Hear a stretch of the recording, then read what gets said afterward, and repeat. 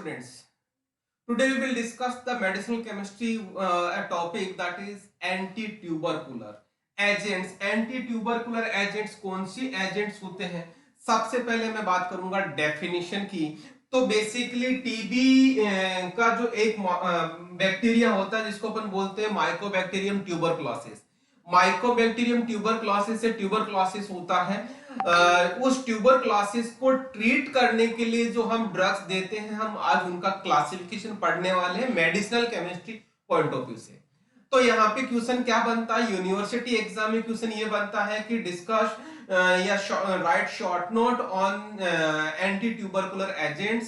पहली चीज, यदि क्वेश्चन आता है right short note on mycobacterial agents, तो आपका आंसर क्या होगा? बेसिकली एंटी माइकोबैक्टीरियल कैटेगरी में दो ड्रग्स होती है। एक तो होता है आपका एंटी कौन सा ट्यूबरकुलर और दूसरा होता है एंटी लेप्रोसी। ये दोनों मिलके एंटी माइकोबैक्टीरियल की कैटेगरी बनाते हैं। तो आज अपन एंटी माइकोबैक्टीरियल कैटेगरी की पहली कैटेगरी पढ़ रहे हैं, that is anti tubercular agents.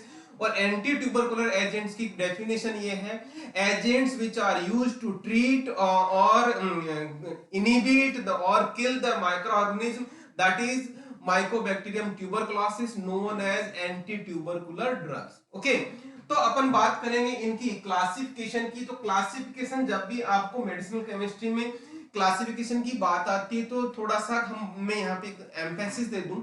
Medicinal chemistry में हम क्लासिफिकेशन फार्माकोलॉजी वाला क्लासिफिकेशन जनरली हम प्रीफर नहीं करते।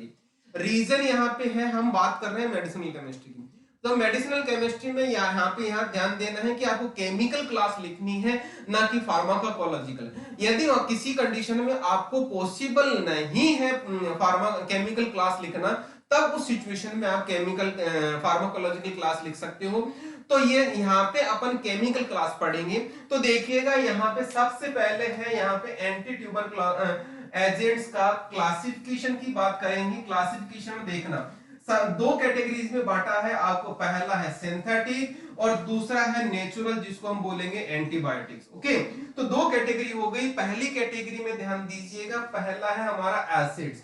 एसिड्स में ध्यान देना, कार्बोक्सिलिक एसिड की बात हो रही है, जिसको हम एमिनो सैलिसिलिक एसिड बोलते हैं।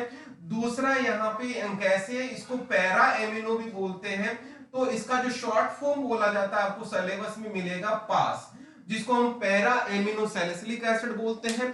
पैरा एमिनो सैलिसिलिक एसिड का यदि मैं स्ट्रक्चर की बात करूं तो ये वाला आपका पैरा एमिनो सैलिसिलिक एसिड है। तो ध्यान देना, बेंजीन पे पहले कार्बोक्सिलिक ग्रुप लगाएंगे, बेंजीन पे पहले कार्बोक्सिलिक ग्रुप लगाएंगे तो वो बेंजोइक एसिड बन जाता है। यदि ऑर्थो पोजीशन पे OH ग्रुप लगा दिया हमने तो ये बन गया आपका सैलिसिलिक एसिड। इसकी नंबरिंग करता हूं 1 2 3 और फोर्थ। तो फोर्थ पोजीशन पे एमिनो, मतलब फोर्थ पोजीशन काउंटेड क्या की जाती है, पैरा पोजीशन, इसलिए इसका नाम हो गया पैरा एमिनो सैलिसिलिक एसिड, जिसको शॉर्ट में पास भी बोला जाता है। तो यदि आपको एग्जाम में, कॉम्पिटिटिव एग्जाम में क्वेश्चन पूछ लिया जाता है what is the category of pass, या पास का क्या एक्शन होता है, तो आपको याद रखना है कौन सी, anti tubercular agents. Clear now.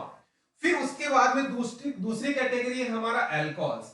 Alcohols में ध्यान देना, एल्कोहल में क्या है, नाम है इथाम ब्यूटोल। वर्ड है इथाम ब्यूटोल। देखिएगा मैं दोबारा लिख रहा हूं, इथाम ब्यूटोल से अपन कैसे याद करेंगे, देखिएगा इथाम ब्यूटोल। देखना, H से याद रखना है, दो कार्बन आपका ये वाला है, पहली चीज, दो कार्बन तो ये हो गया। AM से याद रखना आपको एमिनो ग्रुप ये हो गया। ब्यूट से याद रखना 4 कार्बन, तो कैसे 1 2 3 और 4 कार्बन। ओल से याद रखना आपको अल्कोहल। तो इस तरह से आपकी पूरी स्ट्रक्चर याद हो गई। यहाँ पे इसकी यदि हाफ करूंगा तो जस्ट सिमिलर स्ट्रक्चर होती है। और यहाँ पे मजे की बात यह है कि इसमें चिरल सेंटर और होता है, 2 चिरल सेंटर होता है।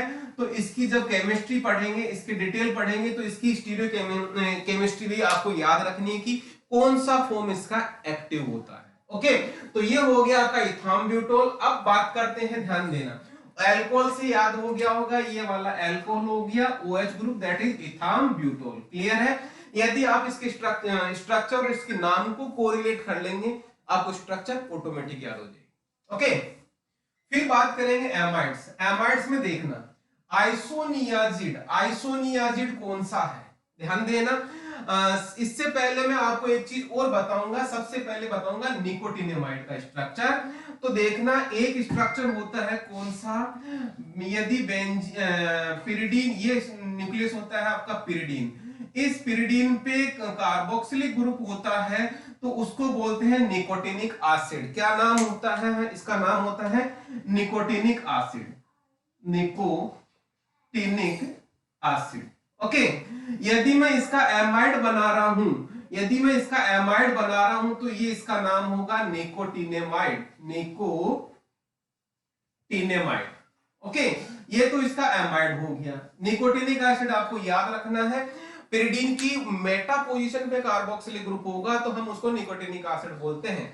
मतलब पिरिडीन का ये नंबरिंग 1, 2 और थर्ड पोजीशन को मेटा बोलते हैं, पिरिडीन की थर्ड पोजीशन पे कार्बोक्सिलिक ग्रुप होगा, हम उसको निकोटिनिक एसिड बोलते हैं।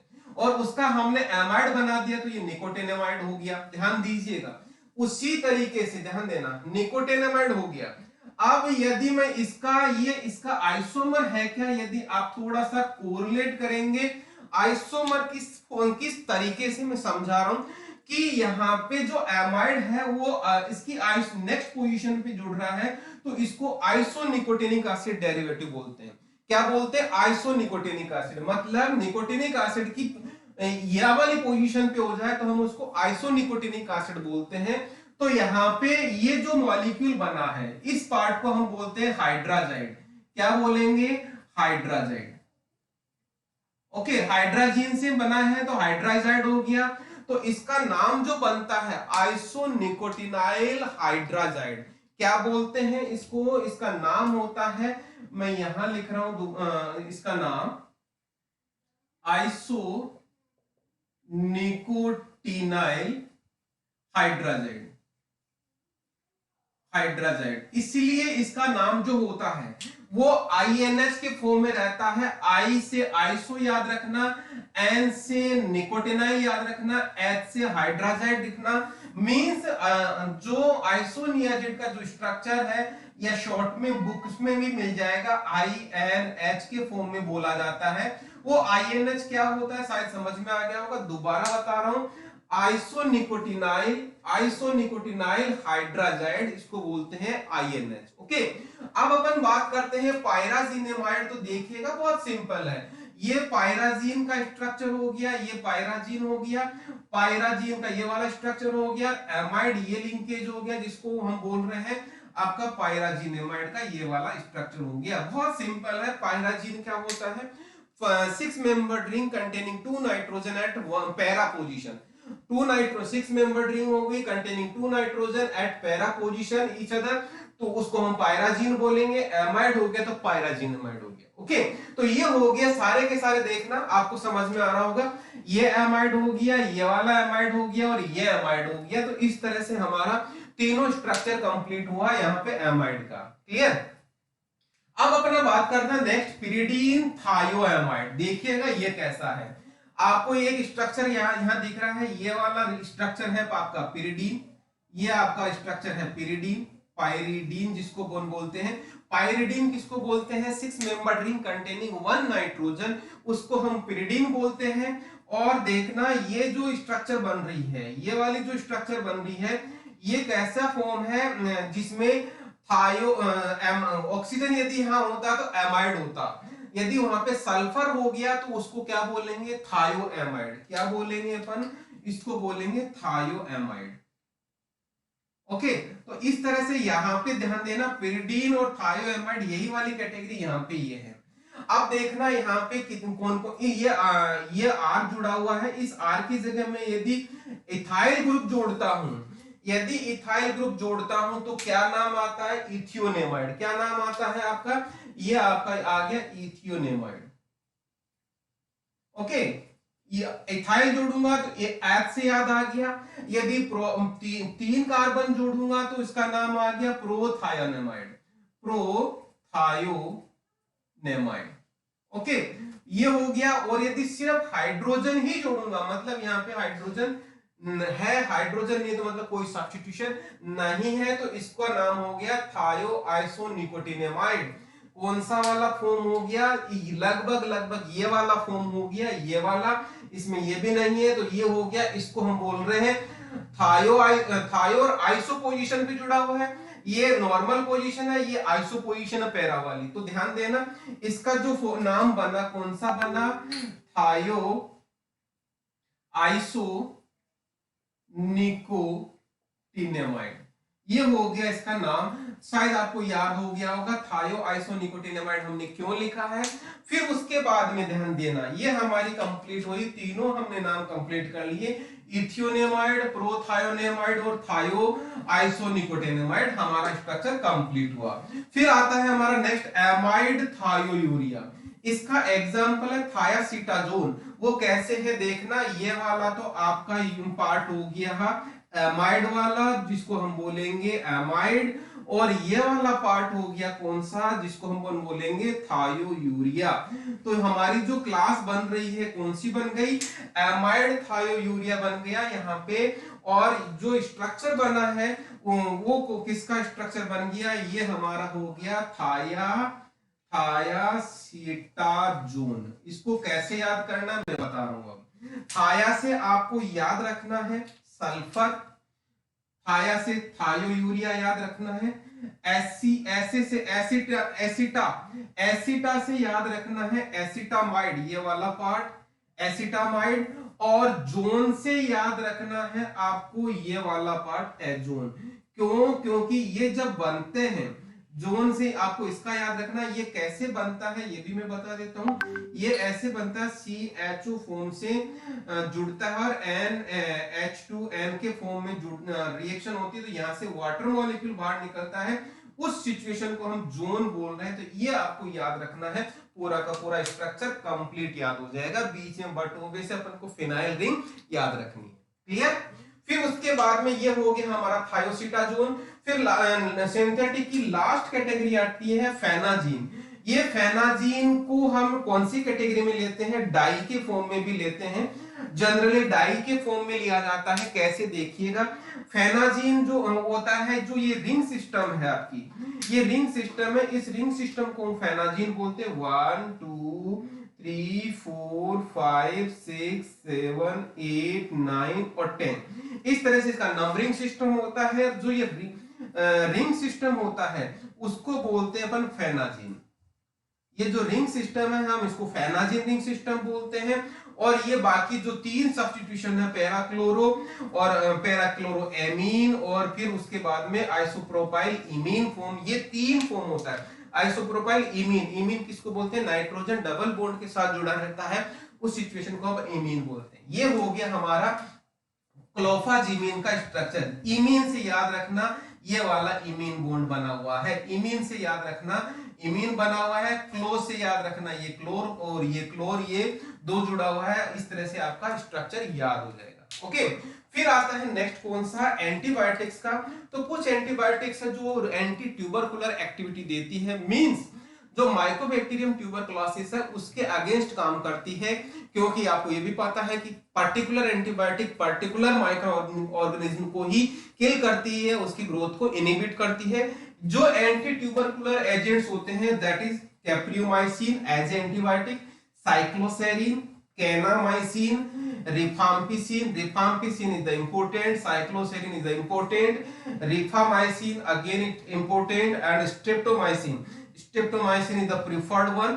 तो इस तरह, एंड लास्ट वन है रिफाब्यूटिन। ये है जो mainly as a anti tubercular antibiotic के तौर पे काम करती है, जिसमें आपका ये आपका स्ट्रक्चर है किसका? साइक्लोसेरिन का। साइक्लोसेरिन में ध्यान देना, इसका जो रिंग सिस्टम है, इस रिंग सिस्टम में नाइट्रोजन और ऑक्सीजन अवेलेबल है। मतलब 1 और 2 ये ऑक्सीजन और नाइट्रोजन है, तो हम उसको बोलते हैं आइसो ऑक्साजोल। आइसो ऑक्साजोल रिंग सिस्टम बोलते हैं इसको। आइसो मतलब बिल्कुल पास पास में है, ऑक्सा का मतलब ऑक्सीजन, एजा का मतलब नाइट्रोजन, ऑक्सीजन एजा का मतलब नाइट्रोजन, ओल का मतलब होता है 5 मेंबर। तो इस तरह से आइसो ये सैचुरेटेड है तो इसको हम बोलते हैं आइसो ऑक्साजोलिडीन रिंग सिस्टम होता है, और जनरल आइसो ऑक्साजोल जो साइक्लोसेरिन में मिलती है।